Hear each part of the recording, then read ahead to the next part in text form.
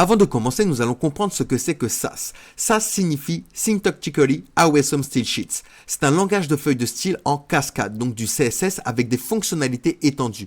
Il s'agit d'une extension de CSS qui introduit des concepts comme les variables, les mixins, les fonctions et les règles imbriquées, ce qui permet aux développeurs de créer et de gérer des feuilles de style de manière beaucoup plus efficace.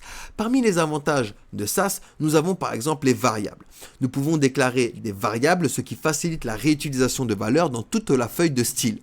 Et cela permet de maintenir un code beaucoup plus propre, beaucoup plus facile à mettre à jour et beaucoup plus lisible. Il y a également les mixins. Les mixins permettent de définir un ensemble de règles CSS réutilisables. Cela permet de regrouper des propriétés et des sélecteurs communs pour les appliquer facilement à plusieurs endroits. Les mixins peuvent également prendre des paramètres, ce qui les rend beaucoup plus flexibles. Mais on verra ça plus en détail lorsqu'on parlera des mixins.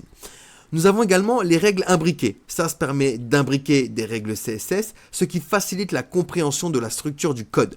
Les sélecteurs et les règles CSS peuvent être définis de manière beaucoup plus hiérarchique et logique. Il nous permet également l'importation, donc l'importation de fichiers SAS dans d'autres fichiers, ce qui facilite l'organisation et la gestion de projets CSS de grande envergure. Cela permet également de réutiliser des styles entre différents fichiers. Nous avons également les fonctions, donc SAS inclut des fonctions intégrées qui permettent de manipuler des valeurs CSS, comme effectuer des calculs mathématiques, modifier des couleurs ou modifier et manipuler des chaînes de caractères. Cela offre une grande flexibilité lors de la création de feuilles de style. Il permet également la gestion de projets. Il offre de nombreuses fonctionnalités comme les importations conditionnelles, les boucles et les conditions logiques qui facilitent la gestion de projets CSS complexes.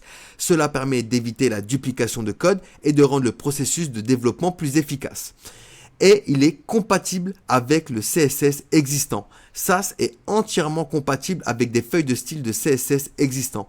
Cela signifie que vous pouvez commencer par utiliser du CSS et introduire progressivement SAS dans votre flux de travail en tirant parti de ses fonctionnalités supplémentaires sans avoir à tout modifier d'un coup.